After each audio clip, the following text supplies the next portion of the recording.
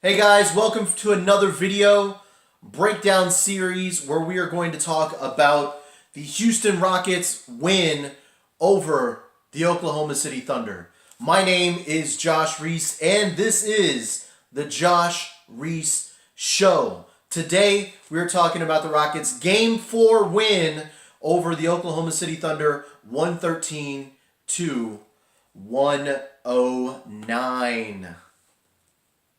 If you look at this game, it's just about the exact same way Game 3 played out, except the Rockets were able to make more plays down the stretch. The Rockets trailed for a majority of Game 4, but again in the fourth quarter, they ended up pulling even, and instead of like Game 3, where the Thunder made a couple more plays, the Rockets were the ones that made the plays, and they walk out of Chesapeake Arena with a win, and they have the chance to close it out on Tuesday in Game 5. Lots to talk about in this game. I won't really break down the exact plays and everything that happened, because there was a lot of stuff that happened, but pretty much the Rockets looked poor.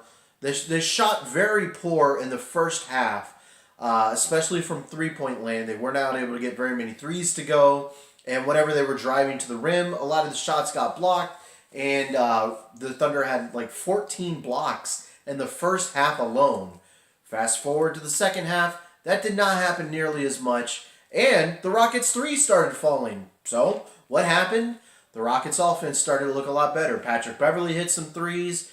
Ryan Anderson hit some threes. His threes came in the first half. It was pretty much Trevor Ariza. Lou Williams had a couple. There was a really good performance by the Rockets in the second half, mainly the fourth quarter, because the third quarter they were kind of still sluggish too. And you know what? I mentioned this in the video I did for the Dream Shake, but it is insane to me to think that the Rockets have yet to play one complete game, and yet the Rockets lead this series 3-1. The Rockets have not looked good at all for this series, save maybe 5 quarters, if that, because they didn't even look good until the second half of the fourth quarter of this game. So the Rockets have looked poor for a majority of this series, and they have 3 wins. So go figure. A little bit of news. I was going to get to it afterwards, but I'll just blurt it out now, because it kind of affects how James Harden played for the majority of the game. But afterwards on ESPN, he mentioned, I think it was to Lisa Salters, that he rolled his ankle in the game before, in Game 3, and that kind of limited his burst and explosion here in Game 4. So Harden on the game finished with 16 points, 7 rebounds, 8 assists, 0 of 7 from three-point land. And we're so used to James Harden finishing at the rim, but in Game 4 it looked like a little bit of a struggle, and Roberson was able to block a lot of those shots. So I wonder if maybe the ankle might have limited him a little bit, and that extra quarter of a second of speed that he has was ended up not being for naught, and Roberson could get those blocks. I don't know. Maybe Harden will address this in the postgame. I'm taping this before the postgame speeches, press conferences.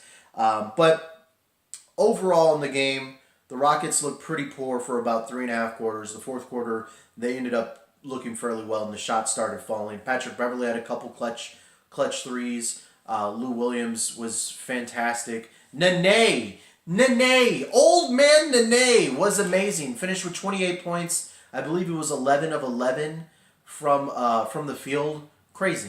This was Nene's best game of the entire season by far, hands down. So we could just get into some of the stats about the game. The Thunder shot 50% from the field and still lost. The Rockets only shot 44% and still won. The big key, though, of the game was the free throw discrepancy. While both teams, and I don't want to hear Thunder fans bitching about the free throws after the game, because they both had about the exact same amount of free throws, and the Rockets were fouling pretty much at the end as well. But the Rockets were able to convert their free throws, as were the Thunder were not. The Rockets finished 28 of 33 from the free throw line. The Thunder 18 of 32.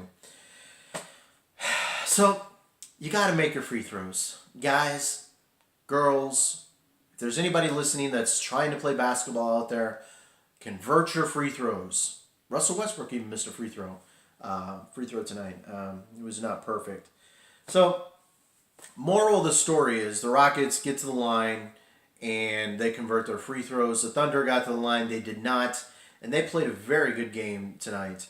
It was, like I mentioned earlier, it was much like their Game 3, except Taj Gibson did not go off tonight, thank Jesus. But so we'll just kind of wrap this up here because I got other stuff I got to do. But we had a tied game at 90-90 with 5 minutes and 20 seconds left. And that's where the Rockets kind of went from there. But we pick up the game with the Thunder down 4 with 20 seconds left. Steven Adams is at the line. He shoots one free throw, makes the first one, and it looks like he has a little bit of communication with Russell Westbrook that he's going to miss the second one. He misses the second one. Gets the rebound, his own rebound from the free throw, tosses out to Westbrook. Westbrook hits a three. Oh my God, the Thunder are right back in this game. Luckily, the Rockets, like I mentioned, made their free throws towards the end of the game. But, Jesus, the Rockets gave the Thunder a couple different chances. They also nearly turned over the ball, which would have cut the game even closer in the final closing seconds of the game. So, as I mentioned, make your free throws. Rockets made theirs, they win. Thunder did not. But a very interesting strategy in Game 4 that has not been bust out before. Mike D'Antoni at about the 5-minute mark, just about, when the Rockets had just about tied up the game. I believe Russell Westbrook hit another two right on the outside of that, so I think it was 92-90. Mike D'Antoni went with the strategy of Hacker Roberson, and that was amazing for him. That was a great move by Mike D'Antoni, and it helped the Rockets to extend the lead, and the Thunder just could not make the free throws. Roberson is... I didn't realize that he was that horrible of a free throw shooter, but he is. He's on like Shaq level free throw shooting.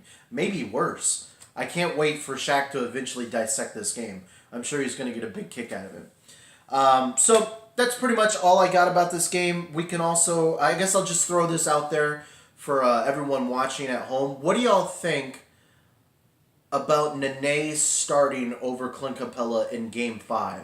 I saw a lot of people mentioning this on Twitter. I'll just throw out my thoughts about this, and feel free to leave your comments on this after the game. But I don't think we're there yet.